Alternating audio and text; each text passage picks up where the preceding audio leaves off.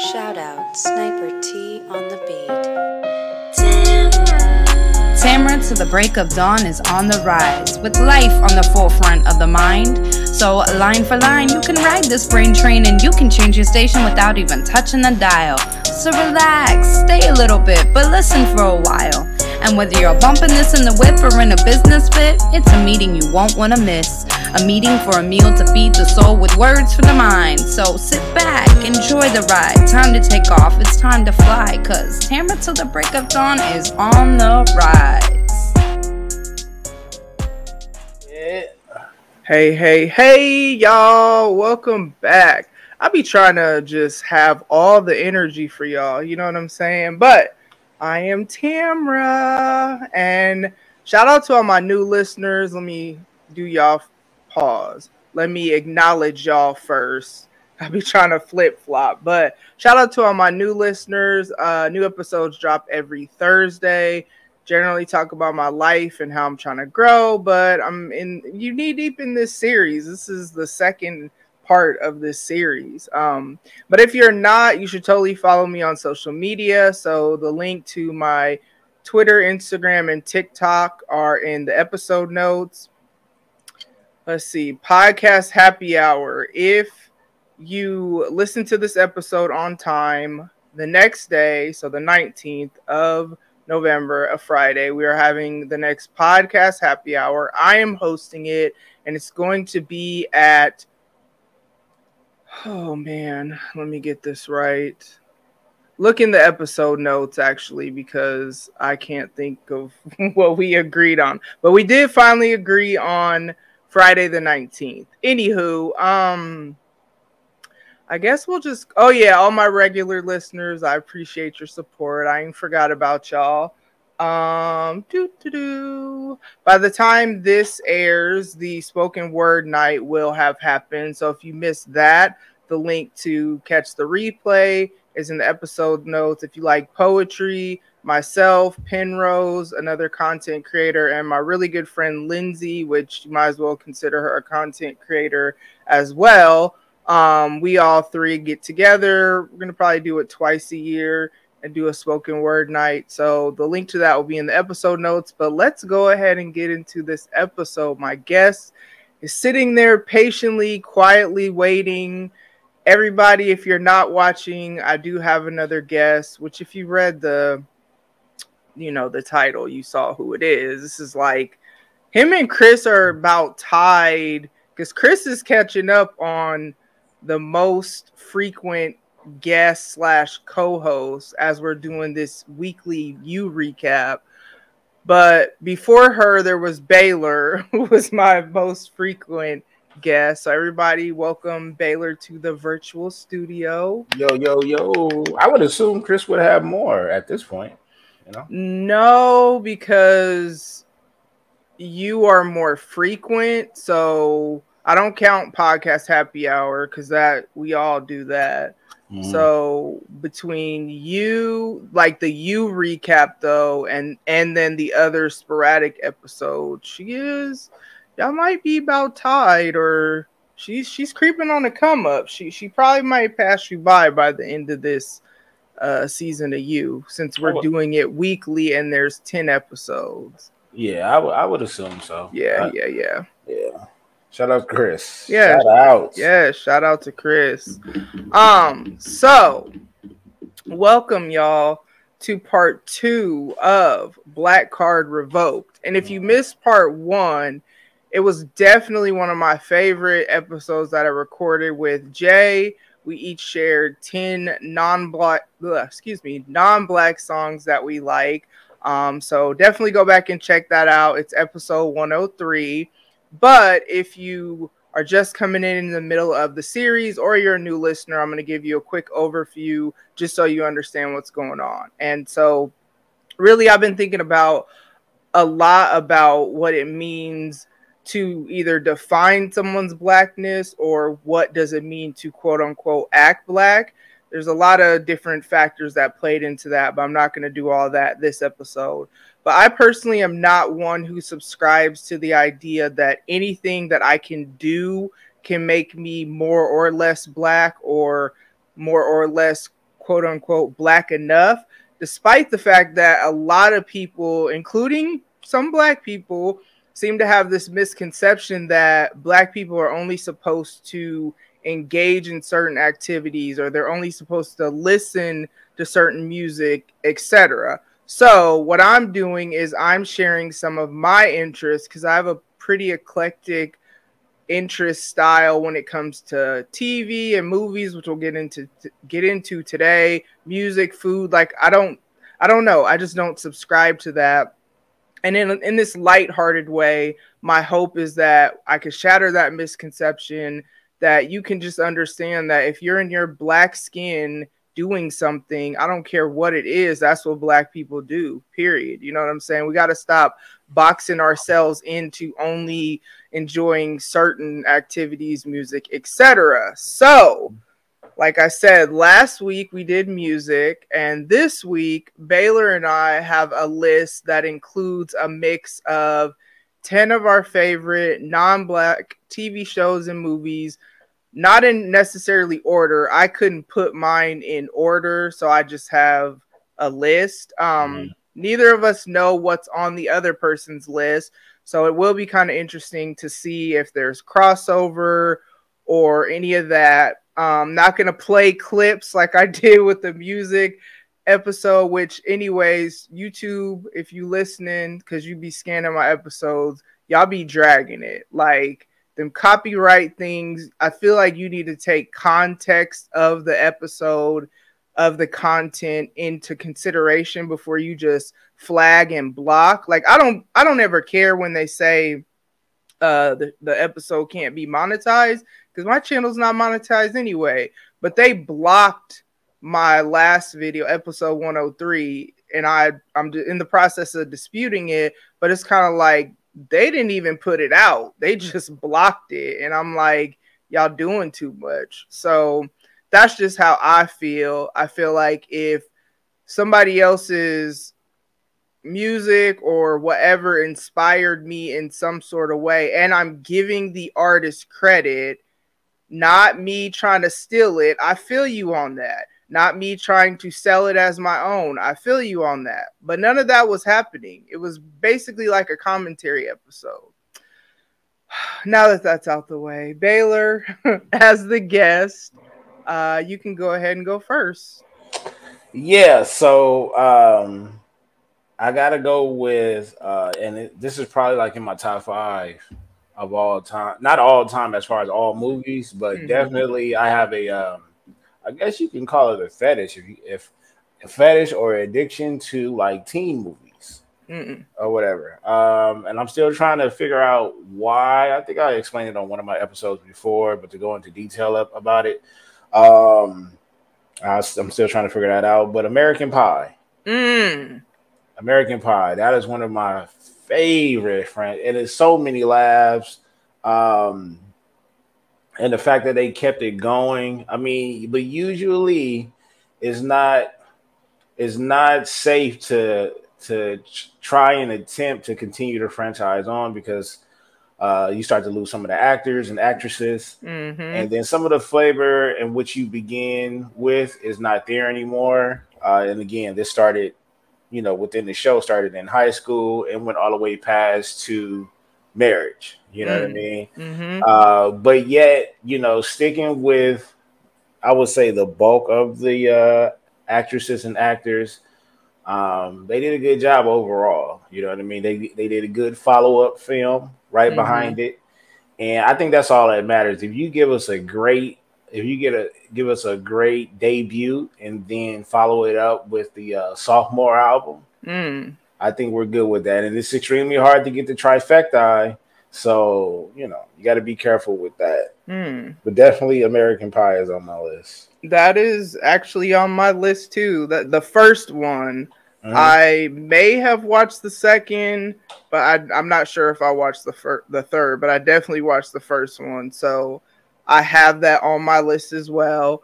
And I'm also going to tell you about my list. My list isn't exactly just 10 TV shows and movies. What I had to do on some of them is do categories of the same type of show or movie just to, I don't know why, because I couldn't, for whatever reason, this was harder than the music one because there's so many TV shows out there. And so I even did an honorable mention category because I knew we would have some of this, if not all three of these in common. So my honorable mention category is The Breakfast Club, The Goonies, and Ferris Bueller's Day Off. Those three movies, especially The Breakfast Club and The Goonies, I, right now, as an adult, have DVD copies of those movies and I don't have a ton of DVDs, so if I actually buy a DVD, you are very special to my heart as far as movies. So at that point, you just holding on to history. Yeah, and those are movies that I've watched multiple times. My kids enjoy The Breakfast Club, especially because I've watched it enough that they've seen it. So Bender is their favorite character, just like he's my favorite character. And so, yeah, that's my honorable mention category that I guess I'll go there first since you already said American Pie, because that was definitely one of mine. So you could go next. Well, I mean, you actually knocked 3. Your honorable mentions is definitely in my top 10. Breakfast Club, man. And I think the one thing about those 3 movies in general is that they came out in the 80s. Mm-hmm. And I am for sure a fiend when it comes to the 80s era, period. Mm-hmm. You know what I mean? Just a splash of the late 70s and probably the whole 90s as well. But if I can go back to the 80s, I will go there and I will stay there. You know what I mean? And then, you know, because in the 80s with those 3 films that you just said, we were at the, like, I want to say before you get to start, we was at the very beginning stages of trying to figure out the special effects and things like that. And when you actually watch some of these movies that needed special effects, you could see the creative process that they had to go through to get certain things to go a certain way. Whereas now is today, you got CGI, you got the green screens, and you got all kind of stuff that can make us believe like they were really there. You know what I mean? But you know, back in the 80s, it was a lot more legwork. A lot more creativity upstairs to try to put this masterpiece together. Breakfast Club is like number 1 for me.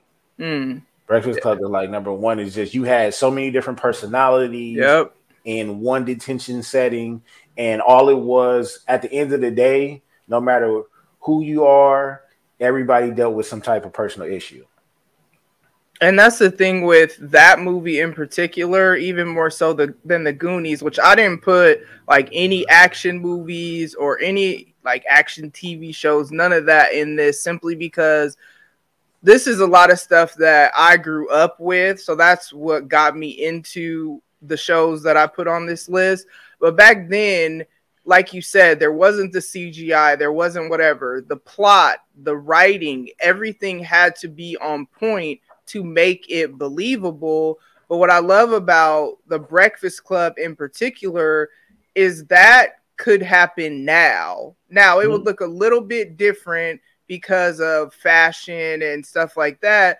But even smoking in the school, you know what I'm saying? They still do that now. They'll probably just have a vape pen instead of a joint. You know what I'm saying? You still have they got the same stereotypes. Yep. That's what I was saying. You still have that same. So that's something that, because it was so true to life and so relatable, it transcends time to where here in 2021 it's still relevant. It's just from back in the day. Obviously, it just wasn't a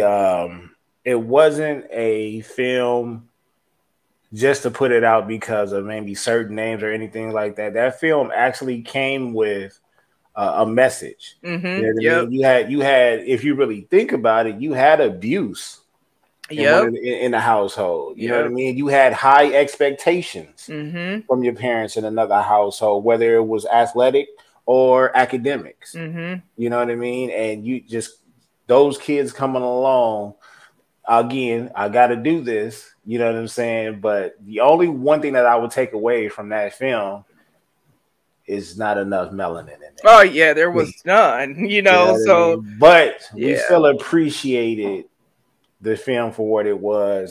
So that it'd definitely rank high up there for me, always. Yeah. That aside, you know, they would definitely have at least one black kid. If they redid that, they would definitely have one now. So on that same note, because I guess I'll go again since I guess I said a bunch. You might as well go because you just ran off half my list. So speaking of lack of melanin, so the Wonder Years. And why I say it like that is I haven't watched the new one. I don't know that I am going to because I watched a couple episodes. Okay, how was it? I like it. I honestly look. I'm not one of those. I'm not one of the people that say don't do it all the time because I know that even with the technology that we just finished talking about and all the things that they could do now, it's still lack of a creative process that's going on upstairs. And just like with music, they tend to go back and get the samples. To make their music sound hot, right? So I'm not mad when they steal old ideas. You just got to do it right because you know with a song, when you hear a song, you be like, dang, I know that sample. The original song is a banger. So in the back of my mind, I'm like, look, I like it, but don't like. I like that you like to sample the oldies, but don't mess it up because you can mess it up. You know what I mean? This right here, I actually like it. Because I wanted to see. Obviously, is from the point of view of a black person, right? But it does touch on racial topics. And it's based back then as well. Okay. Yeah, because they actually. Well, I don't want to give any spoilers if you're gonna watch it. Go ahead, because I'll either forget or I won't watch it. well,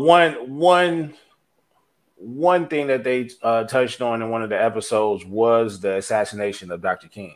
Okay. And then it showed the impact. Okay. Through our lens. Interesting. I might have to. Okay. But yeah, the back in the day one though, it just, you know, it felt good. Yeah, you just watching a kid basically growing up and what life is like in his household, his best friend, the girl of his dreams, basically, you know, the girl next door. And I loved that show. And then I feel like because Fred Savage is I forget what his brother's name is, Boy Next Door. I forgot. Yeah, well, the original Boy Next Door, that's his younger brother. That's kind of what made me get into Boy Next Door when that was out, although that's not on my list. But I'm not gonna lie to you, it had more to do with Topanga than anything. I feel it. That show in general is definitely honorable mention though. It should be an honorable mention with everybody, along with Blossom. Yeah, and see, this was hard, just like with music, because I forget about stuff until I remember. So it's kind of like I had to do research. Some of them it was like, oh yeah, this is easy. Like Breakfast Club, Goonies, my honorable mentions, and some of these others, it was easy. But I wanted to have a range of the different types of quote unquote white people or non-black, but it's pretty much predominantly white people. Shows and movies, so I kind of didn't do all the Friday night shows that we used to watch, like Blossom. I kind of forgot about some of them because I was trying to be all over the place. But I'm definitely being considerate to some of the newer shows as well, because if I wanted to be just strictly age biased, then we probably wouldn't get past the 90s. I will be stuck between two decades with me. I mean, no, we're not with me just because of there are some older ones in here, but yeah. Yeah, because what you call it came out after I graduated, either the year I graduated or after I graduated. The movie I just finished talking about, shit, I can't even think of it. And I'm here, and I. What was the first movie we just finished talking about? Oh, American Pie. American Pie. That came out in 99. I got so many. Yeah, that's what I'm saying. So that was the tail end of the 90s or whatever, and then, but a lot of the teen movies that I like came after I graduated. Yeah. You know? Yeah, I was definitely out of high school then. I had actually just graduated. Well, I had been out for a year at that point. Yeah. All right, next up, you go. I got a movie. God, there's so many, man. But the reason why I picked this one is because it tugs on my creative side as well, and that's the movie called Accepted. Okay, I've never heard of that. Oh my God, that's one of my favorite. And Accepted had that's another one. But Accepted is I think it has Jonah Hill in it. I forgot the main character name. I read it because I'll be forgetting names. But basically they created their own college and got people to. and the way it came about was they got professors and everything. Yo, but not authentic professors. Gosh. Nobody could pull this off except for Hollywood. Right. What I mean, like literally, Hollywood would probably have to do this on the low and then market it out like, yo, this is a new university. They legit built a university from scratch, and they had people applying. They had sorority and fraternities, and it was crazy. It was crazy. They met all the guidelines, and but the one thing that took it away from it, that I took away from it is that you know how creative you got to be to create your own university, right? Yeah, and then have people actually like enroll and pay tuition. Yeah, that's crazy. Like, yo, even if it to make money or to create a safe space. And I'm saying that because the title. Well, the thing is, they had classes that catered towards their students. So for example, if me and you was to open up a university, obviously one of the classes that we're definitely going to have is podcasting 101. Yeah, absolutely. They had something. I can't say that word ever anymore. And it's sorry, we're going on a sidebar real quick. It's not like I didn't know the word absolutely before you, but because you say it so much on your show or in conversation, I can't say it without hearing you say it. That's why I be tagging you and we do it in the group chat too. Because and when I tell you, y'all, you in general, and the rest of the ladies, y'all are actually the ones that will go out y'all way to say in Baylor's voice all the time. Did I ever? I know I told somebody. I'm not sure which platform I was on, but I did tell y'all the backstory to that, right? I don't know. It's actually my wife. Oh, really? Yeah. Anytime we're having like one of those funny debates where we definitely disagree on something, so it could be like, just for example, it could be like a Uno versus spades argument. Even though she's team Uno, but we going back and forth. I'll say something and then she'll say something. I'll be like, "You really believe that?" She's like, "Absolutely." Okay. I didn't know that. And she also says this a lot. This is her main thing to say all the time. Absolutely not. She says that. Now I say that mainly to my kids, though. That's where that mainly comes into play. But yeah. So to get back to it, Accepted. I thought it was a dope film. Again, as you can see, with me talking about The Breakfast Club and American Pie, you see where my love for the whole teenage movies is coming in. So check it out. All right, so I'm gonna take y'all further back in time, back into They started these movies in the 1930s. So my mom, and this is where I get this from, she watches a lot of like, there's Doris Day, Cary Grant, and like Rock Hudson. So these old black and white movies or TV shows, or no, they're movies. And it'll be like back in the 50s, or some of them are the 30s through the 60s. So one of them is Pillow Talk, Bringing Up Baby, and another one is Lover Come Back. So those are 3 separate movies, just so everybody could have a movie from each of the actors that I mentioned. But it's really, from what I remember, is like a lot of middle class white people that, you know, they wear business casual or nice dresses, dressed up the whole movie. So you ain't seeing no females for sure, ladies, excuse me, in jeans. You know what I mean? They're having these dresses. Back when they had, if you smoked the cigarette, it'd be in that long metal thing, and cigarette like on some Cruella de Vil type stuff. So I don't know, like, I think it's mainly because she watches them so much, and she still watches stuff like that.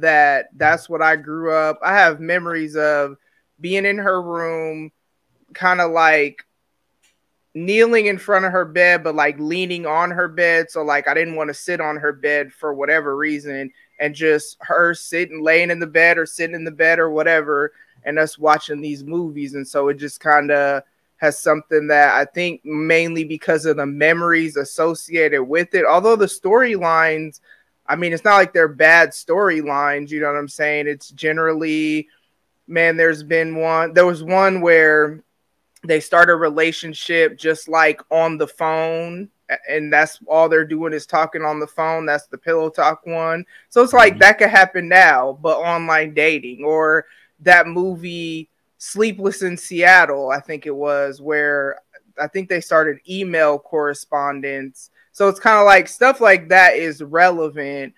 But I just gotta know how like the sexy talk was back then. Like what are you saying back then? You know, I can't remember, but it wasn't like you got to remember this was the 1930s and 40s. It was very simple. Yeah, very censored. And I don't know that there was more so. I don't really remember sexy talk, maybe flirting. And like you would know people were married, and you would know that happened. But of course you didn't see it, especially, my gosh, the way you see it now. So yeah, it'd be like, you know, that was back in the day when they used to sleep in separate beds, you know? Because it's kind of like even with today, like let's just say someone wants to go back into the past with the slang that they have now. Back then, they would have no knowledge. But if you really think about it, if you just stay in today's world, you can actually go to other countries. Hell, let alone you can go to other states and cities, and they don't understand the LA slang or the New York slang or the Miami slang, Chicago slang or something like that. So it'd be funny that you probably can get away with a lot of slick talking because their brain is not. It wouldn't register like how we would. If I was to sit up there and say, "Hey, can I pet that dog?" you probably think like he wants to pet my dog. Yeah. How you like, can I pet that dog? You know what I mean? Yeah, but then you got to take into consideration how vulgar though we have become, even in our music. And I feel like things were a little bit more covert back in the day, just a little bit, not a lot. And it also depends on the artist, you know what I mean? But yeah, back then in these movies, I don't really remember it being vulgar at all. But we'll probably be considered sailors. Yep. Compared to what they were going to do. We cuss so goddamn much. Man, I remember when I was a kid, like you didn't hear bitch on regular TV. You know what I mean? Like you didn't. And honestly, this is crazy because I'm a little bit different. I never did like saying the word. To this day, there's certain words that I don't like saying, and I just never got used to saying it. I'm that way with certain words. I feel like as I've gotten older though, because I used to barely say the F word, and even now I probably text it more than I actually would say it. And I'm not saying I text it a lot. Usually shut the fuck up is about like the way you broke that down. I know, because I was trying to debate if I was actually going to say it or not, because I got to be in a certain mode. And if I'm not in that mode, I don't cuss, period. You know what I mean? But and you could tell by my shows, because it's not like I don't cuss, but I'm just not like somebody who cusses a lot unless I'm in like upset or in a super aggressive, like, nigga, you got me fucked up, which is still anger type mode, but just on some, man, I'm about to smash the shit out this food. No, I never overdo it, but I would say it comes natural to me. So I don't. That's why I said I never got comfortable with saying the word bitch, because I just never did. It just never. Now I would use it as far as, but I would use it more when I'm around the fellas. But it wasn't.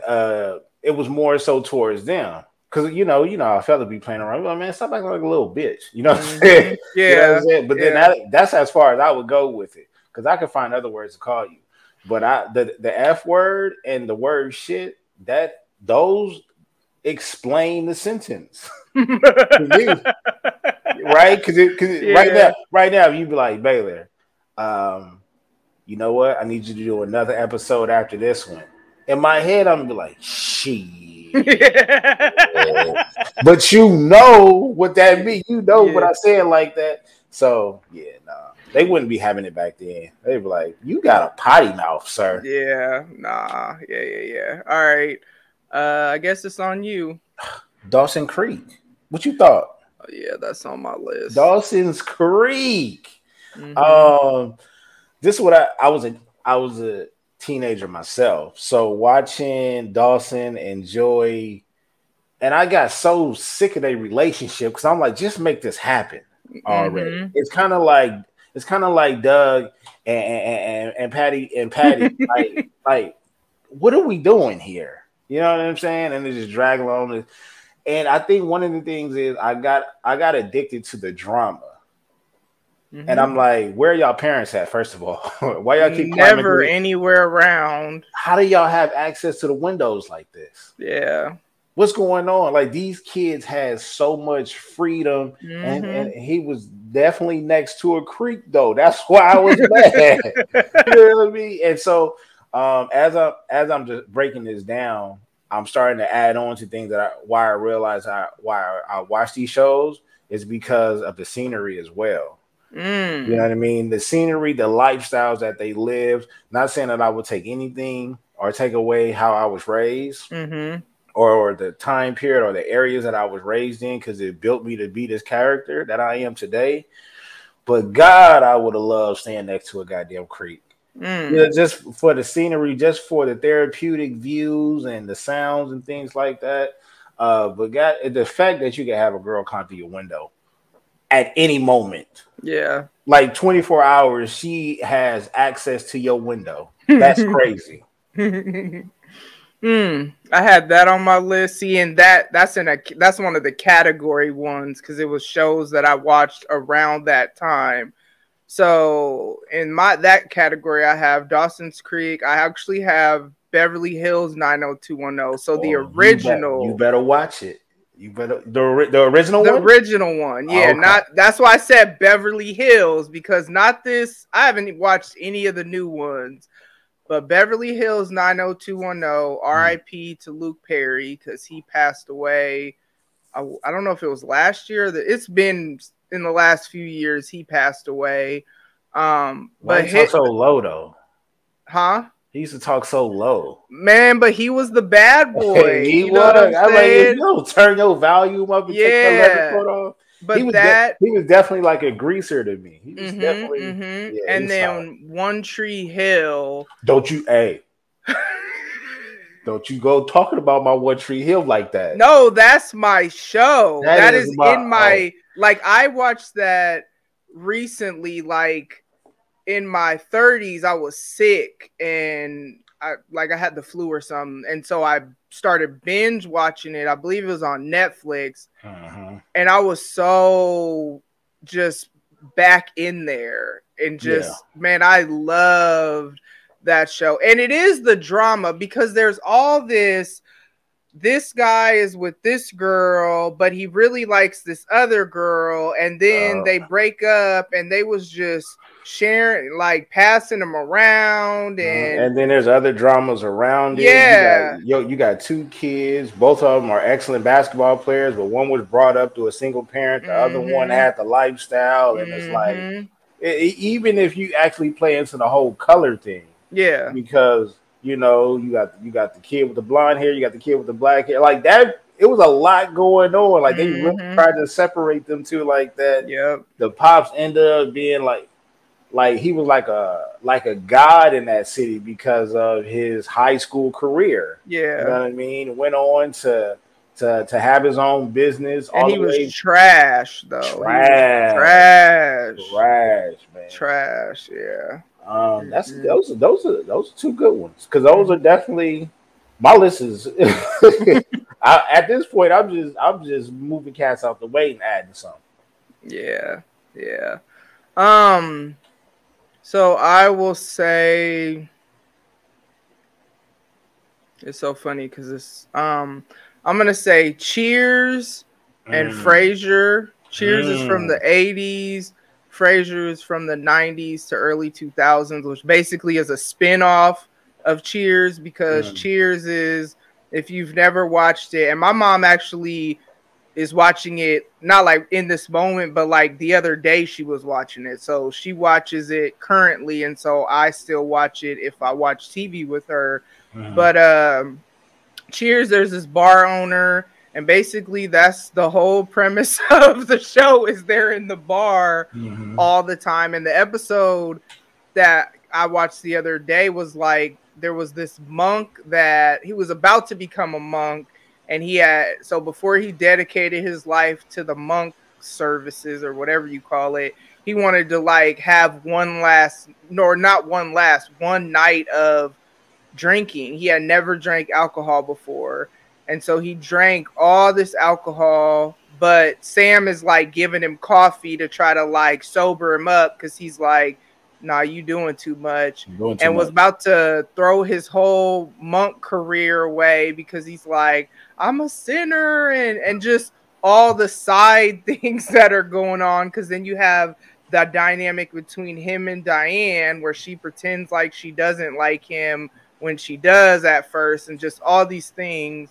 Frasier's a therapist who comes to the bar. So we get a little bit about his life, but then he gets his own show, and my mom still watches that as well. So yeah, those are definitely two shows. Like I said, that's a category because they kind of, come together. And I will say this: and I'm not going to say I was too young, because my era in general, at a young age, we were watching a lot of stuff that either we didn't understand or we wasn't supposed to watch. That's why we are the way we are today. Yeah. Or whatever. Yeah. And so that's along lines with my relationship with Cheers and Frasier. And then you got a couple of other ones out there. Murphy Brown.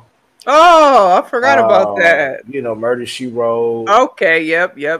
So those were the ones that I know I respect, but I wasn't, I'm about to go watch this. Right. If it was on, like I said, my grandma or my mom or something like that was watching it, and I had in some cases, like, I have no choice but to watch this, right. Then I will watch it, because Lord knows, like, sitting through the heat of the night, oh my Lord.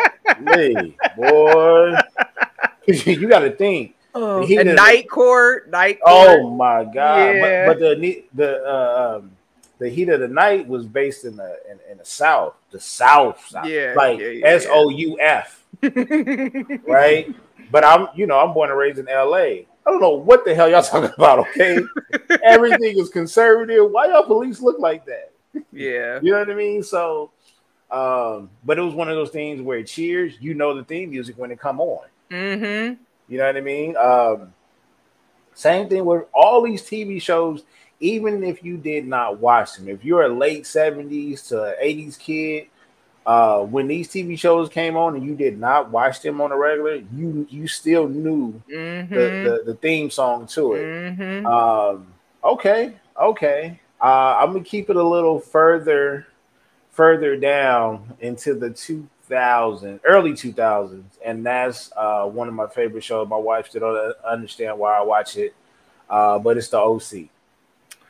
Okay, I never really got into that one for whatever reason. I don't know if I was too old at that point or what. It's still they still the same recipe from One Tree Hill, Dawson Creek. All of it is the same recipe. Honestly, I'm gonna tell y'all, to be honest with y'all, if you got white listeners, we like white people drama. I'm sorry. Yep. Mainly because when they do push out our shows, whatever those TV shows are, you know what you get. You either getting comedy or you gonna get some drama, but they mask it as being ghetto or something like that. Oh no, when you get into some of these white people dramas, oh, when I'm talking about, this is top tier messiness. You know what I'm saying? And that comes with the OC. The OC has all that. The funny thing about the OC is they tried to make Chino, the city of Chino, as if it was like Compton compared to Laguna Hills and Orange County and stuff like that. And I'm sitting back and I'm like literally one of the kids is born and raised in Chino, and he ends up going to school out there with the privilege, and he's supposed to be quote unquote like in so many words white trash. And I'm like, y'all the same. He's just a little bit tougher than y'all. Yeah. You know what I'm saying? But no, the OC, man. Like I'll say it. I'm not embarrassed to say it. This is my third time rewatching the whole season again. Oh wow. Okay. Yeah. You for real. But the thing is, I give it breaks. Like I give it like a 3, 4, 5 year break, and then I go back to it, man. Because sometimes I be forgetting stuff. That sounds kind of like Gossip Girl. Gossip Girl, that's not on my list, but that made me think of Gossip Girl. I should have put it on my list. And it's crazy because Joe from You, that's where I first got introduced to him as Dan Humphrey, one of the main characters in Gossip Girl. But they live in New York, and these rich live on the Upper East Side, I think in Manhattan, like limos to school. Where are your parents? Y'all have all this money. How are you just doing all this stuff? And then they go to this private school, and you have Dan and his sister, I can't remember her name, who go there, but they're not rich like them, but y'all still go to the same private school. So it's like they're not living in Harlem. They just live on the Lower East Side or something like that. So it's just really interesting how rich people don't understand that it's privilege. It's like they think in these shows and probably in real life, you're less than, not understanding that how fortunate they are. Like not everybody lives like that. Not everybody can do all that. So now look, I want to call in an audible. Okay. All right, because I don't want to be selfish. I'm about to ask my wife right now. Okay. What's one white show or white movie that you like? That I like? Yeah. If it come on right now, majority of the cast is white. Like The Wedding Planner. The Wedding Planner. Okay. Made in Manhattan. Made in Manhattan. Yep. You see the theme. You see the theme. If you don't talk about the number one. Oh, Beetlejuice. Beetlejuice. I was gonna say Beetlejuice, but no, TV show. The Golden Girls. Oh, absolutely, Golden Girls. I started with movies. No, movies and TV shows. Oh. Oh yeah, Golden Girls. That should have been on my list. Golden Girls, yeah. Yeah. Okay. Shout out to Wifey. Thanks for coming through. Look, I had to call in some reinforcements. Yeah. All right. I'm gonna put these kind of in the same category because they're from the same era. So I have the Dick Van Dyke Show. That's from the 60s. I have I Love Lucy.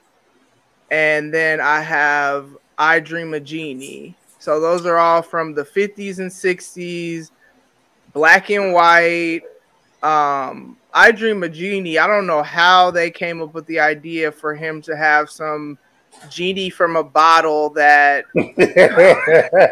came out and she's like his wife. It's just, I don't know how they came up with that, but you see they keep that theme going with like Aladdin and stuff like that where I don't know. But yeah, those are shows that if I catch my mom watching them, I'll watch them with her. Like those aren't shows that I necessarily will watch on my own. Mm-hmm. It's usually if my mom, I'm trying to think if my grandma watches that. I don't know.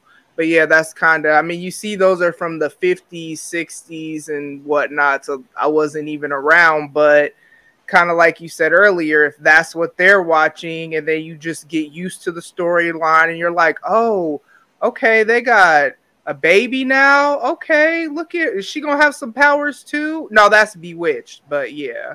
Mm-hmm. Mm-hmm. Yep. Yeah. Okay. All right. You know what? Since you want to go back, I'm gonna go back a little bit too. And actually, this show was over. Probably, I think the year I was born. But you know, they kept it rolling after I was born. And the only reason why I'm bringing up this show because I didn't watch it a lot. And then when I did watch it, I didn't watch it for the show. I watched it for just one character that was on there. Because his character described my mind in a way, like my thought process. Okay. Have you ever watched Mork and Mindy? Oh my gosh, I used to watch that. Yes. Yeah. Nano. Yeah. Robin Williams. I forgot about that show. That's funny. He's probably one of my he's definitely in my top human beings of all time. You know what I mean? He was so versatile. But he was like a walking edible. He was. Man, that dude was good, man. The only dude that I could somewhat relate to him, yet still doesn't come close, is like a Will Ferrell. Yeah. Step Brothers, that's not even on my list, but that's one of my top movies. Step Brothers, that's one movie I could watch at least once a day. Yeah, that's one of the movies that I don't even remember who put me onto it, but I remember there was where I used to quote it like all the time. I would make something happen so that I could quote something from the movie. Robin Williams is crazy. I just read an article or something about him. Well, maybe it was just a little caption, but it said that he used to, whenever he would be in a movie or whatever, he would tell the hiring people, or I don't know what you call it when it's a movie set, so we'll just call it HR, to hire homeless people for like stage production roles and stuff or jobs or whatever, so that they and I just was like, it's just so crazy that people will have these internal battles that no one knows about, but they're still out here like trying to do good, trying to be kind, trying to whatever, and be hella talented but be struggling. It's really sad. And that's one of those things where, they always say, check on your strong friend and stuff like that. But those cats that make you laugh a lot and things like that, sometimes they're funny to keep themselves from feeling down. Oh yeah. You know what I Oh mean? yeah. And the amount of humor that he possessed, like that dude was just naturally funny. Mm-hmm. Just naturally funny. And I'm talking about besides the characters that he plays, but thank him for giving us the flubber, Mrs. Yeah. Doubtfire. You know what I'm saying? Mm-hmm. But his character in general, it just I don't know, man. Some certain human beings we got we was blessed with that left this earth early. It's just something about him you cannot explain it or whatever because there's certain other artists and athletes and stuff that I was fans of but didn't have that type of connection with them. Mm-hmm. But Robin Williams, man, he was definitely different. He was definitely different. Mm-hmm. I feel like Jim Carrey is finishing what Robin Williams was going to start. Mm-hmm. You know what I mean? Which is another Jim Carrey. Yeah. Yeah. Cable guy. Mm-hmm. Yeah. All right. How many more do you have? Honestly, I don't know. I don't know Because I could do two more, and then we could wrap it up. Because I know I can go for two for two. Let's go All two right, for two. you can go first because I think I don't even know where we're at because we we just we all over but I knew it would be this way, and I knew I mean, I did too, because, like you said, a lot of people they just don't understand that. We had.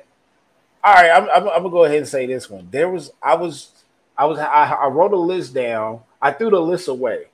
Threw the list away because I wanted to be authentic. So I have a top 10 that's not going to stay the same because I got shit like I got Juno. In there. Yeah. I got Disturbia. I got all kind of just random shit in there, but I did like Juno. I like that one a lot. But for my last two, I'm going to go. Jeez Louise. I'm going to go Small Wonders. Okay. Yeah. I'm going to go Small Wonders. I gotta go with Vicky. The fact that they used to put her in the closet and just set her up there. I think they were supposed to bring it back or make a newer version of it, but that's one of those shows that was in line with like, kind of like how you said you watch Frasier and Cheers and stuff like that. That was just one of those TV shows that I would just randomly watch. And again, I don't remember how the TV programming was. Oh, the TV Guides. That's what it was. So oh yeah, we did used to get TV Guides. Let me tell y'all something about these TV Guides. I forgot all about that. No DVRs. No. You know what I'm saying? If you had a VCR, then you was ahead of the game. Right. You know what I'm saying? Because you got to record your show. So if you didn't watch it when it came on, you missed out. You better tell them. You don't want to go to school the next day. And you're the only one that didn't see it. Man. So yeah, that was definitely Small Wonders. That's definitely part of my childhood. All right. My next one is I have the Brady Bunch on here. The Brady Bunch. Yes, that's from the 60s and 70s. Blended family, which in a time when you saw more just family stay together, it might be dysfunctional. But to see a family that it's a blended family, it's almost like they were ahead of their time. But then just to see them try to make that work, the chaos. That was one of the biggest blended families of all time. Yeah. Like, how was the oldest? The oldest, they were like damn near in like the 11th or 12th grade. Yes, and it's like, didn't she had 3 girls and he had 3 boys, right? Yeah, so like six kids. Man, listen. But they already. You know what I'm saying? Yeah, no kids together. Yeah, so a lot happened, and you got to see a lot about family dynamics, jealousy of, you know, the second child, and all that stuff. So, you know, yeah, that was a show that I would watch it on my own when I would watch it. So I know I got introduced to it probably because my mom, and I just say that because of when it came out. Now, did you do this? I know I did it, but that was just based off of what the world was telling me at the time. But did you stereotype the different characters? I don't remember doing that. I definitely did. Like each and every kid, I definitely like. Obviously, when it came down to you know, Marsha, she was obviously the most the popular one. Who else we got? Jan, was it Jan? And Cindy. Jan. All right, so Jan was the middle child, right? Yep. She definitely had middle child syndrome. Yeah. See that? So if you say it like that, then yeah, because that's what I was talking about. I thought you meant like, I don't know what I thought you meant, because I'm thinking more like in a race sort of way, and I'm like, nah, it was all white people. So because Peter Brady seemed kind of a little weird to me. Bobby, he had that look of like just being one of those young and like bad little kids. And then the oldest, he was Greg. He was just, you know, I'm Greg. Yeah. You know, I'm the cool cat.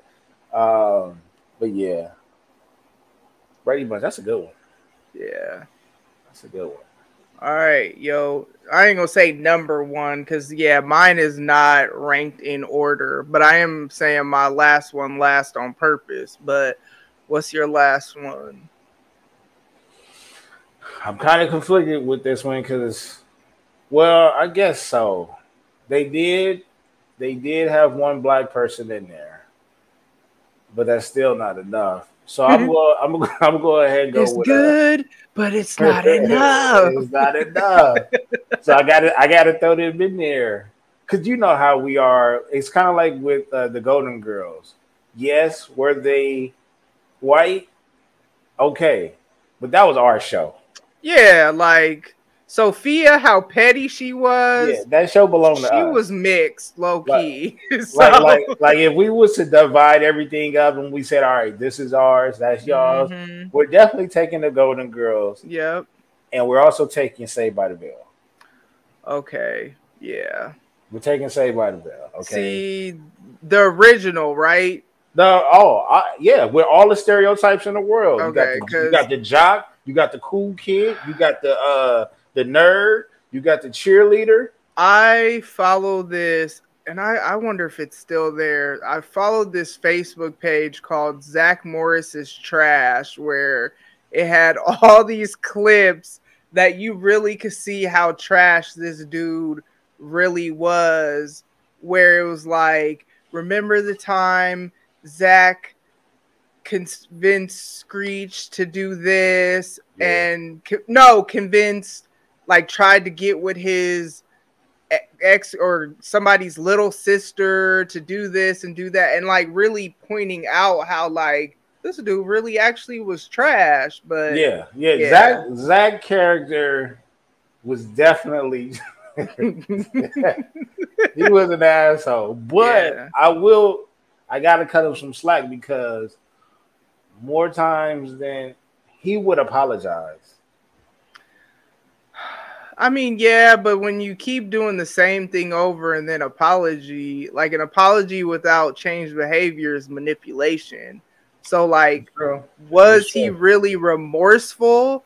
Because you could say sorry, which is why I struggle with sometimes if people apologize. And I would tell my kids when they were little, I'm not going to bust because it's actually just one child I'm thinking of, but I ain't going to put him or her out there, whoever it may be.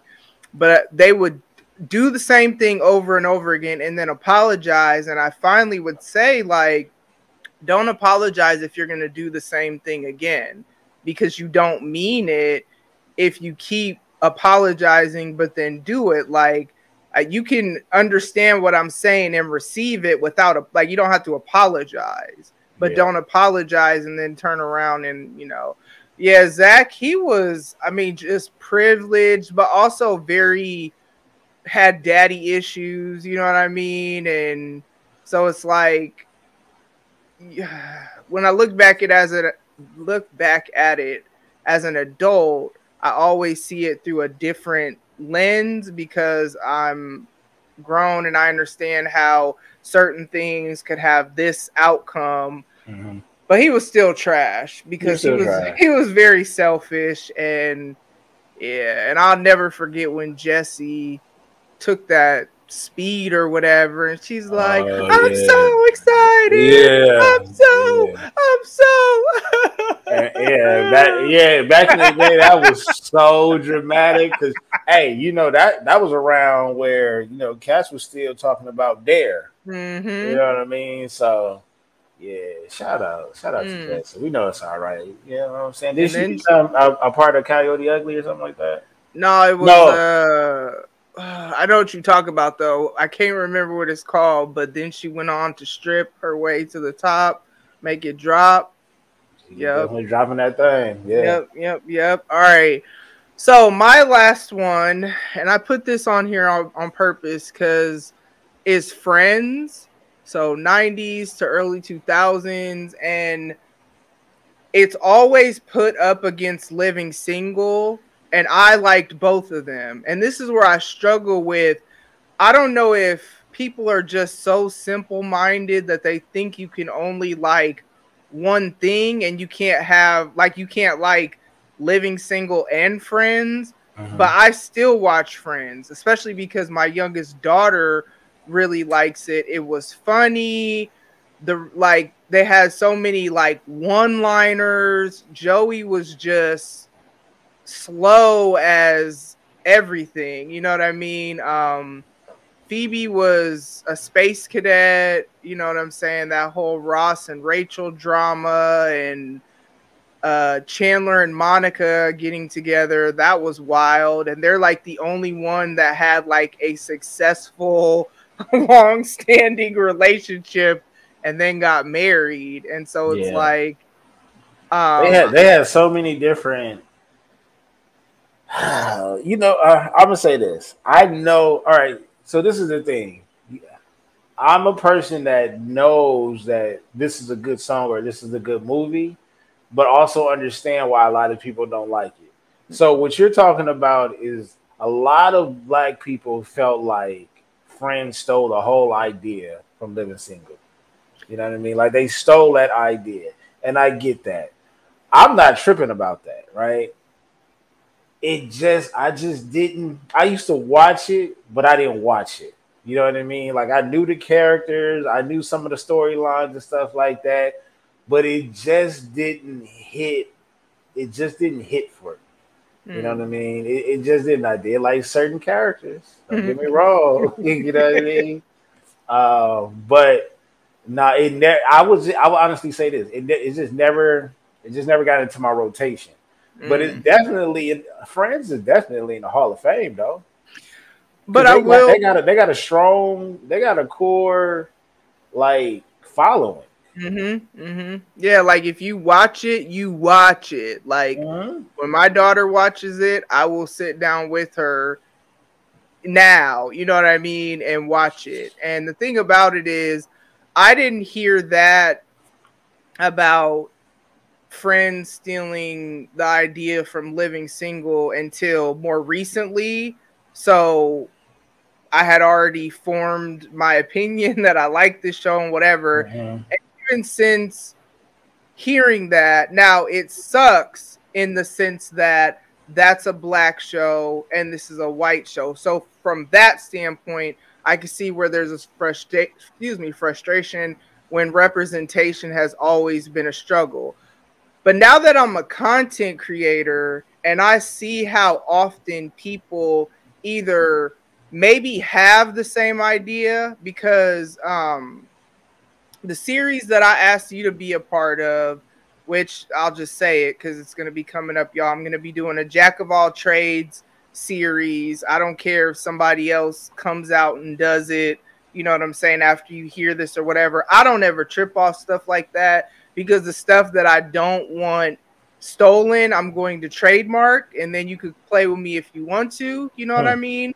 But anything else, we're all inspired. So either someone took that idea, or they might have come up with the same idea, because I'm not going to say who, because I don't know if they want their stuff out in advance, but someone asked me to be a guest on their show. The episode's already recorded. When it comes out, you'll know, because I'll promote it. But the series that they're having me be a part of is a Jack of all trades series. And the interesting thing about it is, when they told me, I was like, oh, that's crazy. I'm like, because I'm going to do a series like that. I'm like, so when you see it out there, don't think I stole it from you, because I already had that in mind. And I had just talked to you that day. So I was like, I just talked to Baylor. I mean, I talked to somebody prior to you, but they don't know them, so it don't matter. So stuff like that happens. Even just the last episode we did with the Black Card Revoked with the music, of course I asked Jay to be a part of it, because Jay is already somebody I know that likes a different types of music. I asked you to be a part of it because you're already somebody that I know that likes white teen dramas, or at the very least, I knew you'd have that. Kyle from 12 Kyle, I saw that because he was kind of tweeting as he was listening, and he was saying he was thinking about, I think he might have already recorded it, because he said, I have an episode coming out that's kind of similar about, non-black music. So in some ways, did they really take it? We'll never know, because whatever argument or theory you have in your mind, you are going to find evidence to support it. Even though it might not be exactly true. But at a time when representation wasn't what it is now, I understand that argument. But that argument aside, I enjoyed that show, and I didn't hear that argument until more recently. I mean, like within the last few years. You know what? I definitely get where you're coming from, because I'm a person that has, I write in my notes a lot. Whether it's content that I'm going to put on clothing or content for some shows. If you can see my notes for my shows that I have not done yet, so everything that I've written down, I have not done those shows. I have award shows that I want to do. I have a fashion show that I wanted to do through a podcast. But since I don't have time to figure out and structure it, me and my family is gonna have a fashion show or whatever. Because when I get a creative idea and I really like it, I got to get it done or something or whatever. So I get that part. I think it was more so of the recognition. I think it was more so of just saying, because like I just said, I just went over a few shows and I'm like, yo, this is the same formula. You know what I'm saying? And when you're creating a show that's full of drama or something like that, it's easy to go get that formula from anywhere else. Yeah. You know what I mean? So I get it. Did they really steal it, or were they just riding the wave, or did they already have this idea, but you put it out first? Yeah. You know how many words I didn't play with and said, all right, let me put that in my notes and I'm gonna sit on that. And then I go online and see somebody type it or see somebody say it, and I'm like, well, damn, I thought I came up with it. I thought I came, you know what I mean? But I'm not, I can't be cocky, or I can't have my ego there to where I assume that I come up with all these great ideas, because I don't. That's why I do my Googles or something like that. And if I just don't find it, then I'm gonna assume, all right, I got it. With that particular show though, it was a hit. And I think the debate came in where a lot of people feel like Living Single was that much better than Friends. and they was like, but Friends got a lot more recognition, got a lot more attraction, a lot more love than the Living Single show overall. Okay. And I think, and you will find more of that the bulk of that fan base is clearly black people. Right. You know what I mean? And we struggle with, and in some cases we shouldn't have to struggle with it, but we struggle with saying like, look, man, it's a thin line between like we want our respect, or you know what, you are right. This is just a part of the game. Like y'all came up with the same idea we came up with. But some of us feel like, no, I need that. I need that respect. Yeah. You know what I mean? I need that.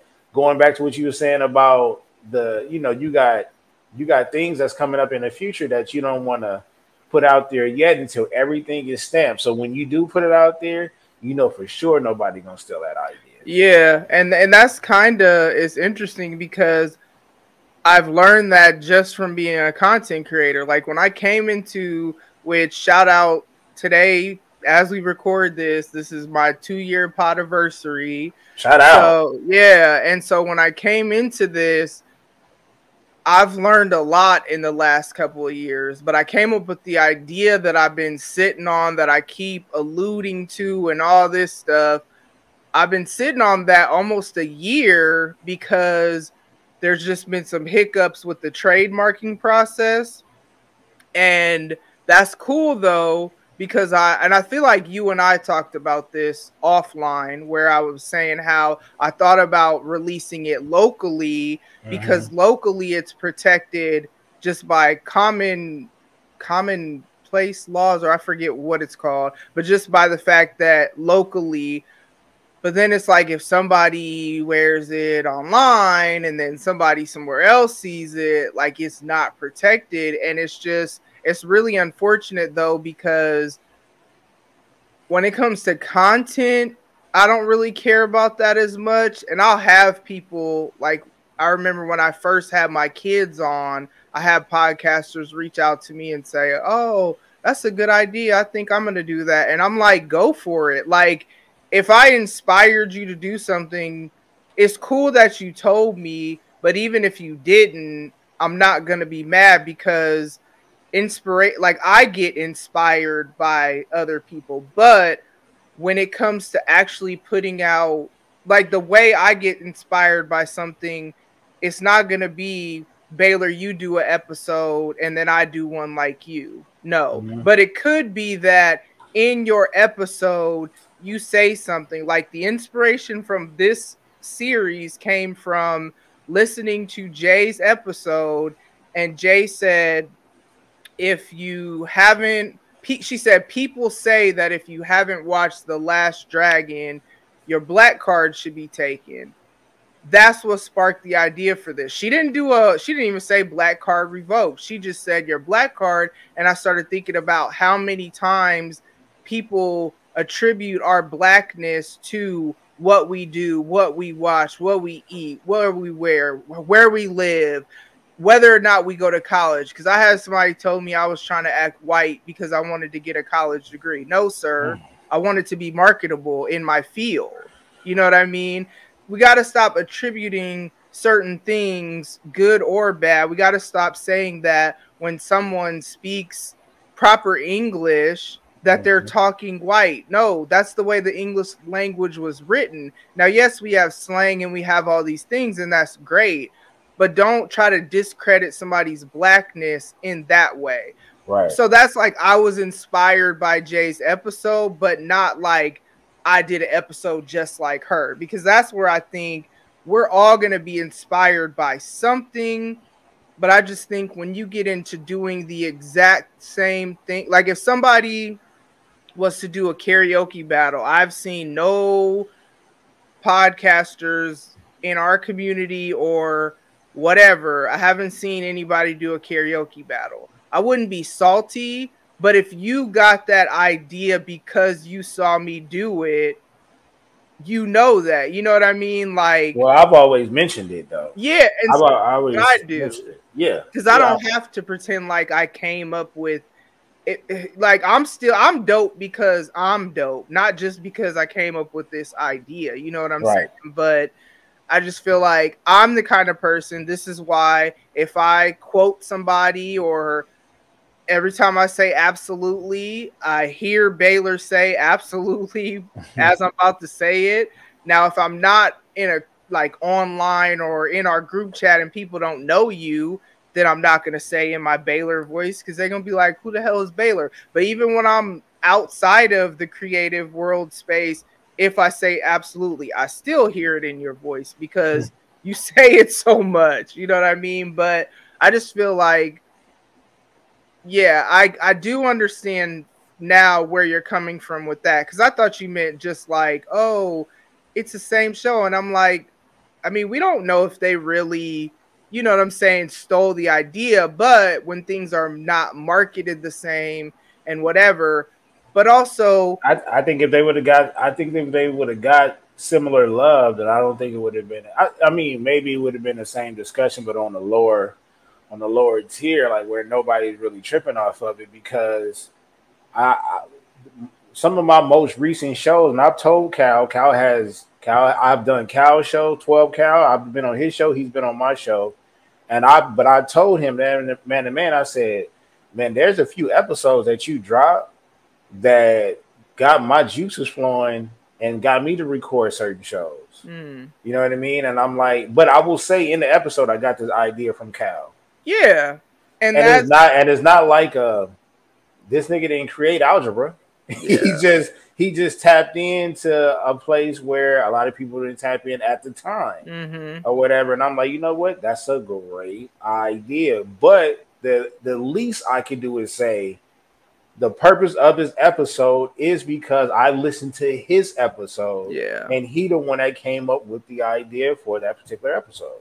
I think that's because you have integrity. I think that's because you're an authentic person. I think people that, and this is going to sound however it's going to sound, but this is how I feel about it. I feel like if you're trying to seek validation solely off of what you put out there, then you're not going to want to credit that next man, that next woman that you got that idea from. But the thing that you fail to realize is you're not taking away from them by not crediting. You know what I mean? Like, and you crediting them is not going to take anything away from you. But the thing about it is, if whatever you're doing, be it a content creator, be it just living life, and you're trying to imitate someone else, you're never going to find fulfillment in that, because at the end of the day, everybody's going to think you're so dope, and because of reasons that really aren't you. They don't know you, and you're always going to know that. You know what I mean? And so y'all will see me you're seeing me add different things to my show, you know, add different series, but it's all series ideas because I have so many ideas. Like, my mind is just, but this series, I recorded it like, I called Baylor as soon as the idea popped in my head as I was driving home earlier this week. You know what I mean? Because this superseded what I was actually going to do for this week, because the idea hit me and I just wanted to run with it. And then I have other ideas that are going to be more thought out and like more strategically spread out. But it's kind of like, everything that you see me add, though, is not going to be me doing something that I wouldn't do anyway. It's not going to be something that's not authentic to who I am or my brand per se, although I am my brand because my show is about me.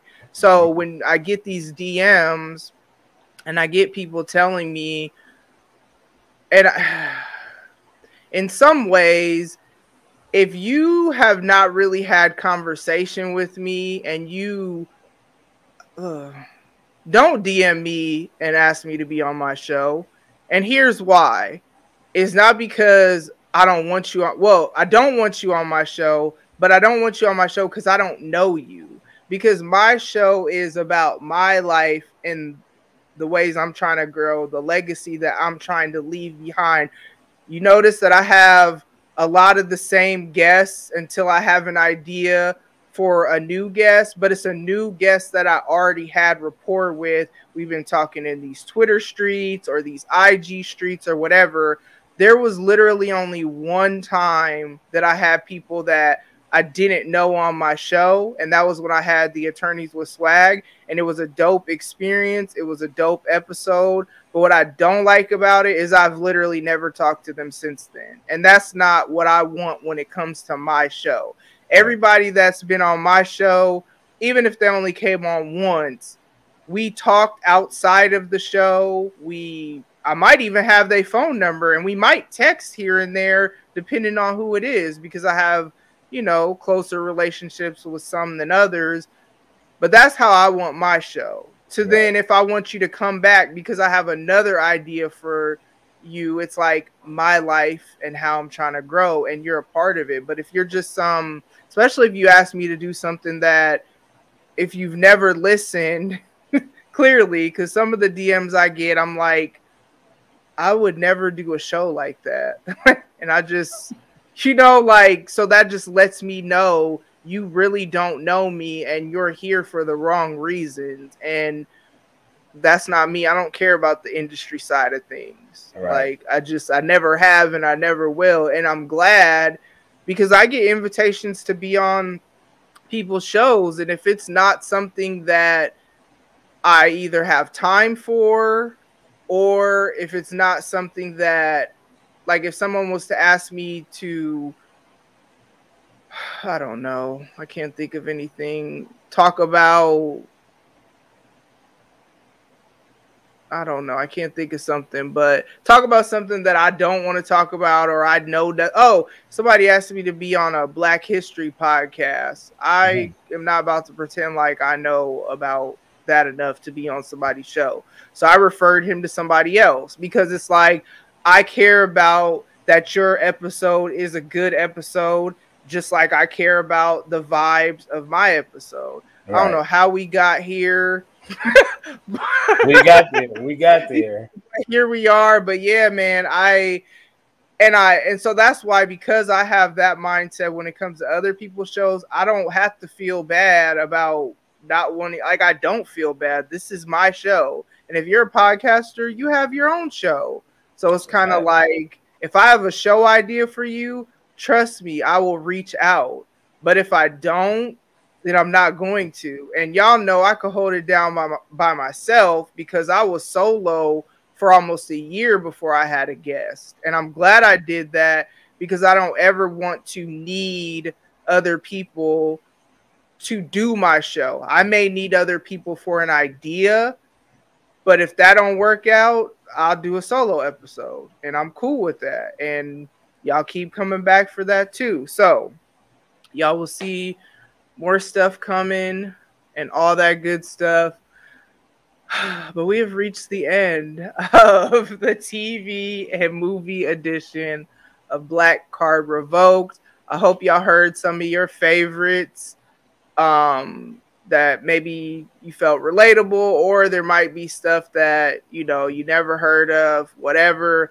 But again, the whole purpose of this is to shatter the misconception that we only have to watch Black shows, Black TV, Black music, Black whatever. I love us. Don't get me wrong. Trust me, I do. But I can also appreciate other people still. I mean, other people's stuff as well, and still be just as Black as if I'm watching A Different World or Living Single, or I don't know if I want to say The Cosby Show. That was my show, but you know, Dr. Huxtable and Mrs. Huxtable and Theo, the whole gang, man. That was definitely the Cosby Show and A Different World, definitely in my top 5. And it's unfortunate the way life happens and whatever. But before we get up out of here, Baylor, tell the people where to find you. Yes, you can find me on Twitter Blue, by the way. Yeah. How do you like that? Because I have not yet. This has cancel culture written all over it. So I believe they was like, you know what? Let's just make sure that they don't cancel each other out. Give them a few seconds and remind them, hey, do you want to put this out? Do you think you spelled that right? So how does it work? Like you tweet and then it says, "Are you sure?" Or no, if you tweet, I've had before Twitter Blue was even a thing. I remember tweeting out something. I'm not sure how they thought it was offensive, but then again, we don't work for them. You know what I mean? So we have different thought process and thicker skin over here. But I remember them sending me a message like, "Are you sure you want to send that out?" That's different from what Twitter Blue actually is, which is you'll type something up and press send, and then there's a load button that's going now. But it does give you the option to just go ahead and bypass that if you gangster and like, no, what I wrote is what I wrote. You know what I mean? So you still got that option, but it also gives you. I don't know. I've never really counted, but it seems like it's somewhere around 10 seconds or so. Like somewhere between 10 to 15 seconds, maybe, and it's just loading. And if you don't undo, and when you do press undo, it doesn't erase the whole thing. It just goes back to the original tweet or whatever. So now you have the option of fixing it up before you do press it. Make sure you want to stand on your word. And then, that's it. Now, there's other things as well, but that's pretty much the main thing that everybody is using right now. See that? I like that it's like that because I feel like I understand why Twitter is never going to give us just an edit button because of the premise of Twitter is this is my fleeting thought in this moment and you gonna stand on that. Yeah. But typos will make me delete. I used to delete. Typos happen. You know what I'm saying? And typos used to delete, huge. But now I'll quote tweet. But now it's just I'm starting to not care anymore. Like me neither. Because it's too much. But I like that I haven't gotten it yet, but I was reading to see what all the features. The only other feature other than that, really just for the purposes of typos, is when I do my company videos, I try to keep it under 2 minutes 20 seconds so it can fit on Twitter, because like 3 minutes is TikTok, so I make sure it doesn't go over TikTok time limit. So 3 minutes is my max. Well, I think the limit is longer than that now. Oh, on TikTok? No, not on TikTok. On Twitter. Huh? Because Twitter Blue, I know it said up to 10, so that might be why you got it. The rest of us peasants don't have that. I would say the main reason why is because no matter what, I would say more of us than not. We all know we were just talking about the whole stealing or borrowing content and things like that. You never know when your tweet is going to take off. And tweets that go viral these days could either mean a couple of things, but one of them is you can monetize off of that tweet. So you never want to put out a tweet that can go viral and you forgot to spell this word right. Or you forgot to add this letter or this word or something like that. That's the main reason why I got it. Is because I want to make sure, even if it's like an inspirational status that you just want out there, somebody to read it and feel good about, you don't want it to, you want it to be as perfect as it, as you thought of it. So that aside, I'm just, the grammar Nazi in me is like, girl, you know better. Like, why didn't you? Yeah, that's a fact.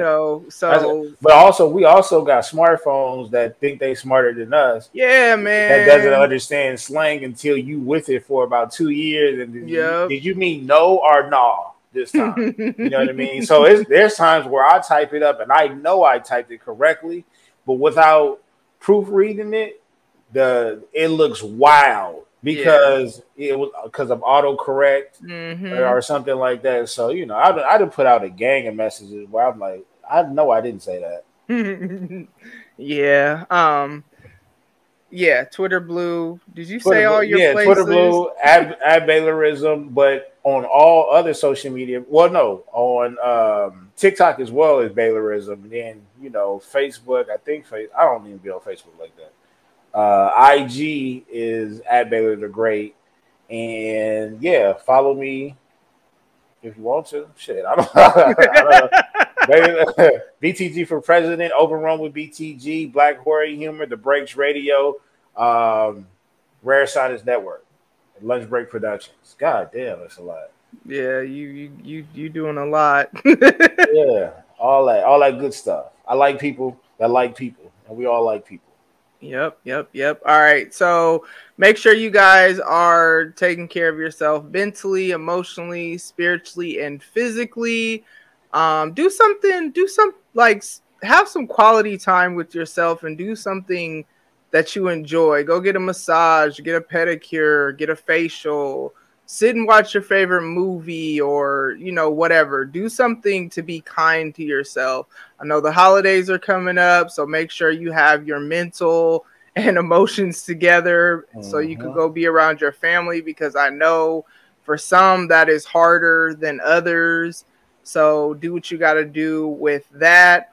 And then make sure y'all come back next week for the final part of this 3-part series to hear Chris and I discuss 10 of our controversial food choices. So yes, I definitely felt like food, movies, and TV and music are usually the dividing categories of blackness. So make sure y'all come back for that. And you see I don't have that in the episode notes, because you're only gonna know if you actually listen to the episode what the next and final one is.